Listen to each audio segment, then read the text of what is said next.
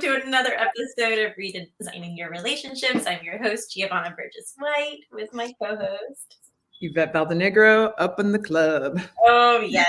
Welcome to season 3. We are loving it. We have all new things. We have a new intro if you watch live, and we have new branding. Thank you to our amazing partners at JNC Branding, because we just love our new look, our new feel. And because I'm impatient, sometimes I was like, let's not wait till 2023 and let's just do this now. Wait, what did you say? Because I'm impatient sometimes. Sometimes. I'm working on it. Not all the time, but sometimes. Anyway, long story short, everyone loves it. Welcome to our show. Thank you for watching again. We are on part 3 of our mini-series on collabs and connections and collaborations. If you didn't watch this last week, go back. If you didn't watch the week before, it really is important that you watch the mini-series because it introduces you to what it is. As relationship coaches, we love this topic. We built 2 businesses off of this topic. And so we just thought, let's just share this with the world. And today's all about collabs. Okay, I just have to say something before you get rolling. Okay. So one of my things on here about collaborations, just one of them because there's 4. One was it has to be sustainable. And so I just want to say that if anyone ever wonders, why are they laughing? Why do they giggle? Why is that look on their face or whatever? Because I'm just going to be real. We have a good time. We love what we do. We love each other. We are so excited always to get on here that we do goofy things. It doesn't matter. We're very serious when it comes to coaching. That's like a non-negotiable. But when it comes to things like this, but the sustainable part has been that whatever it is, the mojo with us, it works. We're a little goofy sometimes, but it's okay. Like we are having fun, but that should just radiate to all the people that are listening. Like these guys are always smiling or doing, yeah, we are, because we're not taking things so seriously because life is not supposed to be that. But I think that's one of the gifts that we give each other as far as being sustainable. Well, collaborations need to be sustainable. We get to be real, and we won't, as relationship coaches, we talk about that. We are real. We don't have to, we're never going to judge each other. We don't have to be people that we're not supposed to be. And I also think that attracts the right clients for us because people are attracted to realness, and we are real. And even in coaching, we put our coaching hat on, we receive, and we give, and we give, and we give. But when it comes to our podcast, we're all about giving. And we get so excited with our growth and where we've come in the last 4 years that we want to share that with the world. And that's why we became relationship coaches, because we teach women what we actually went through and what we did. But the last mini series went great. If you didn't listen or watch anything about boundaries, go back, because this series also has to do with boundaries.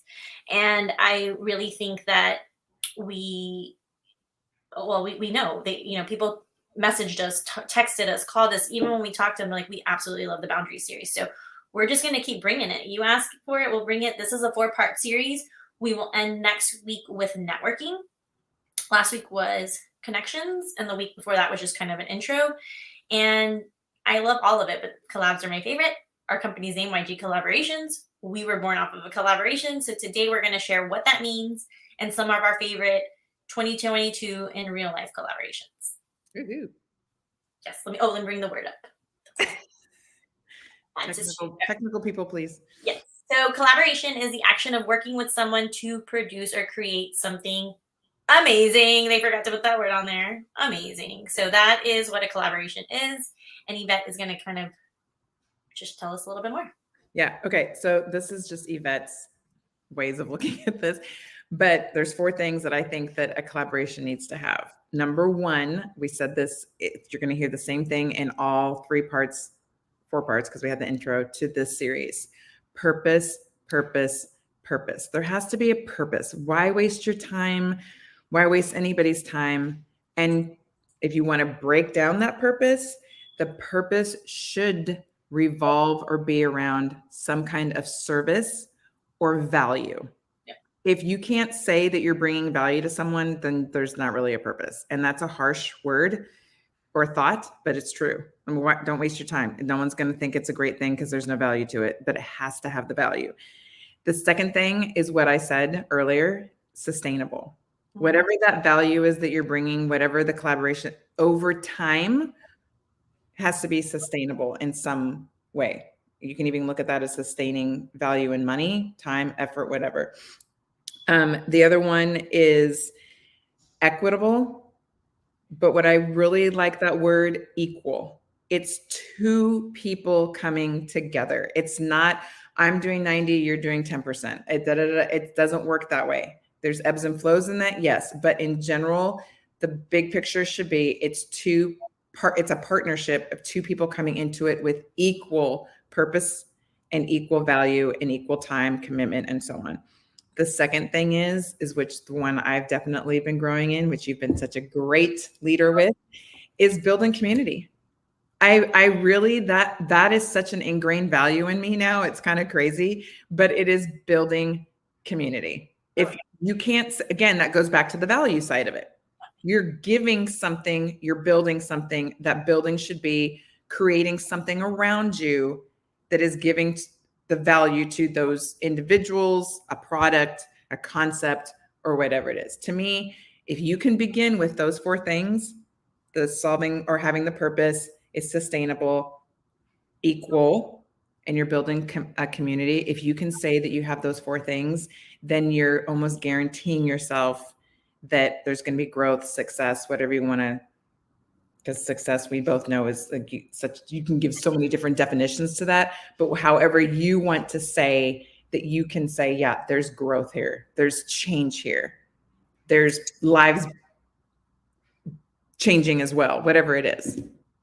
Well, and you said a lot of amazing things. And I think the number one thing when people ask us about collaborations and the ones that we've done in the past, the ones that we have, the ones that we're doing in the future, it goes back to having those genuine connections and having the same purpose. And if you're not being authentic, go back to listen to the last episode, it's not going to work. If you have a false motive, and most people do these collaborations for money. I mean, it is what it is. People are. Say that again. Most people do collaborations for what? For money. For money. That's what they want. The end game is money. And we have always been authentic. Of course we want to make money. Like we can't do this for free. We have, we have to pay for our life. But because we serve and we educate and we connect, like that is part of my life motto, my mission statement, even my first brand from years ago is connecting, guiding, educating. Those are my core values. That is and that we bring that into the business. And because of that, we have been successful. And because of that, we're growing our business. And because of that, we're bringing on more women that we've connected with to not only grow our business, to grow their business alongside with us, and to also have something for our clients when they're done with us. I don't ever want to be finished with my clients, which is why we build a community. We will always be part of their lives. If they decide to stay in the community or not, everyone has, and they absolutely love it. We keep on growing it, but we also make connections with women that we don't collab with, but we have those tools, resources, services available because we see the need in our community and we go, how can we solve that problem? Even though that may not be our job, how can we solve that problem? So, I mean, if anything, we just gave you like the everything to life. Life is a collaboration. Like life is connection and collaborations. I can't do it alone. Yvette can't do it alone. You can go back and listen to the last episode when people think, oh, I can do everything by myself. No, you can't. But the whole reason here is because we're educating, we're serving. That's all we're doing. And we get paid for it. And then when we can't help someone, we collaborate with these women to be able, we grew our business, here's someone for you to grow the business. And I wanted to bring up collaborations that are great and collaborations that are done for the wrong reason, because we see it all the time, not just in our industry, but we see it all the time in other industries. So when we're ready for that, I can bring up those collabs. No, do it. Okay. So my favorite collab right now, just because for those of you guys who know me, I'm a huge Kardashian fan. Hate or no hate, I don't care. But Kourtney Kardashian just partnered up with Gwyneth Paltrow, and they came up with a candle. Both in the wellness industry, both do almost the same exact thing. They came together to come out with a product, and it's just a limited edition. But I thought that was so cool because a lot of people are like, oh, I can't collab with someone that's in my own industry. Oh, you can absolutely do that. Which brings me to collab number 2. We are coaches. We also collab in the Ignite Her Society platform with 6 other coaches. And so we may not be, we're in the same industry, we're not the same coaches, and we serve a group of over like 500 women who need us. And there may be 2 people, there may be 10, there may be 20. As that community grows, that collaboration makes sense because one coach can't do it all. So I think that's really, really important to see that we also put ourselves in circles with our industry, because you never know who we can serve or educate or just connect with for when that person does need someone, or we need someone that needs them. We're just saying, hey, you know what? We know another coach that can help you with that. I'd rather do that than just a person come and be like, sorry, we can't help you.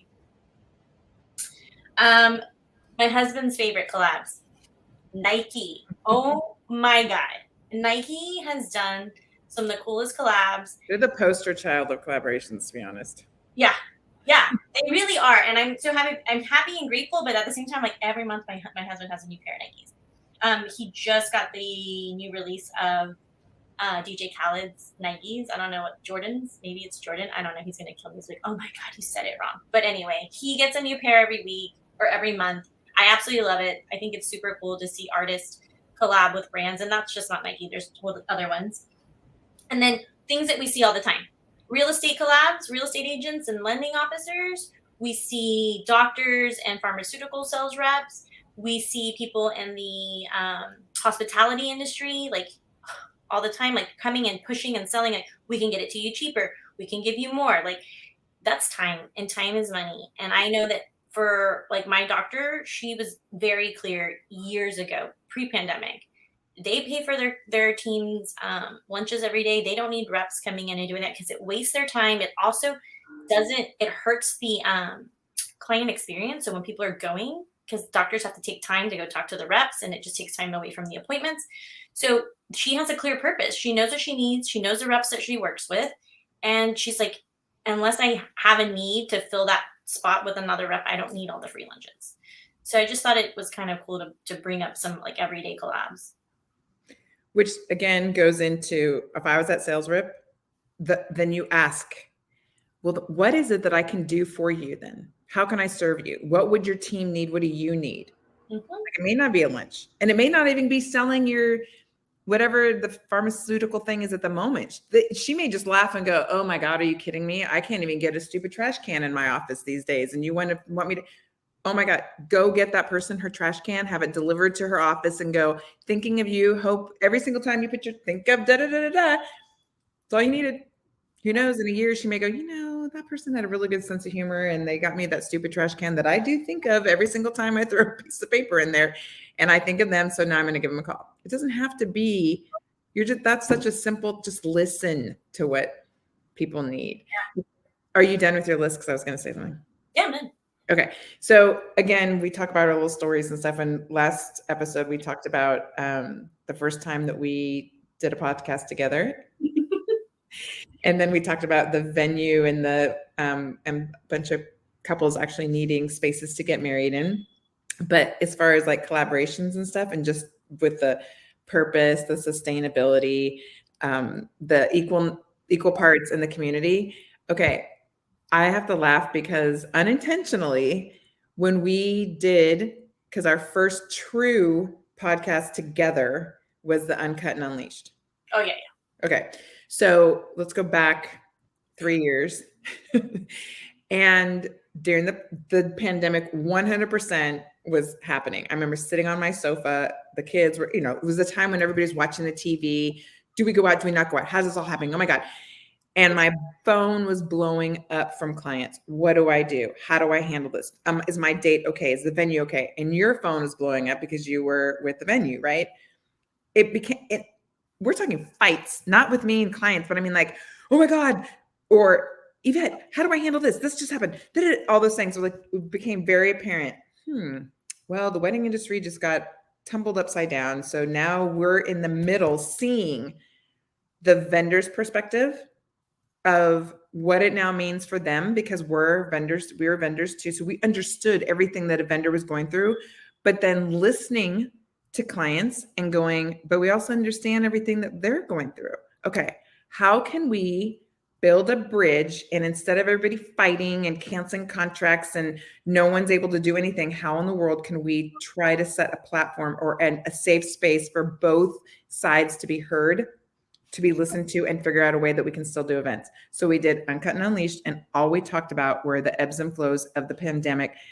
I remember going from 35 people all the way down to 10 people in a wedding, having people sign waivers.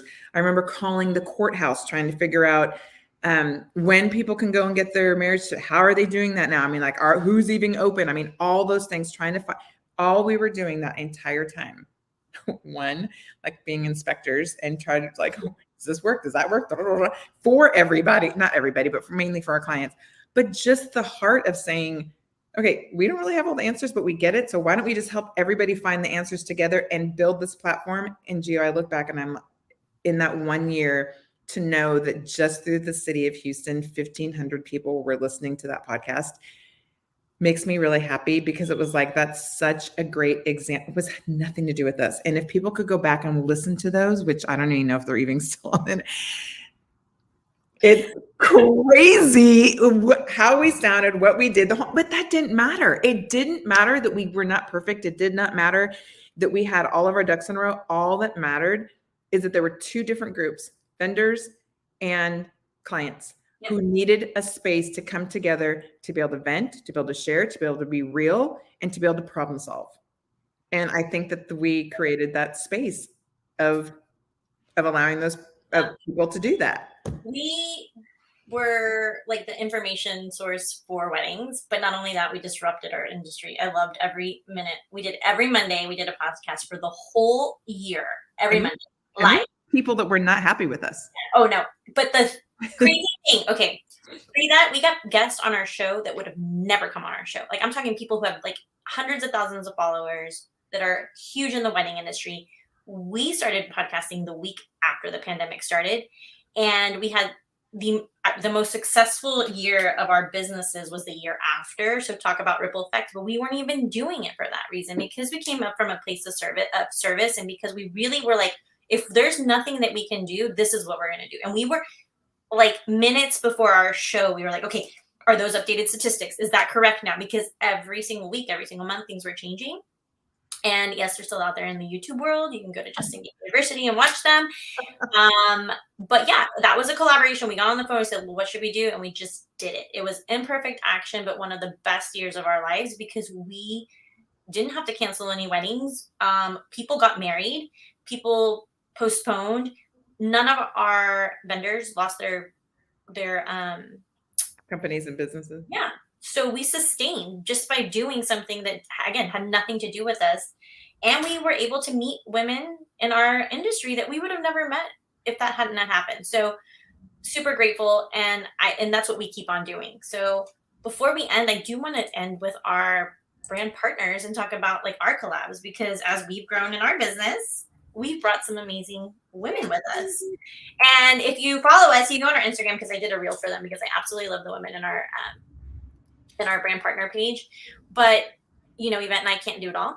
We love the rebalance part of your business. We want to create life work balance. And we've actually had some amazing women join us. And so I want to kind of introduce our brand partners, and then we'll end this show part 3, and we'll talk about networking next week. So let me share. Let's see, tech, please. And as you're doing that, I'm going to say networking is huge. Just do the little infomercial.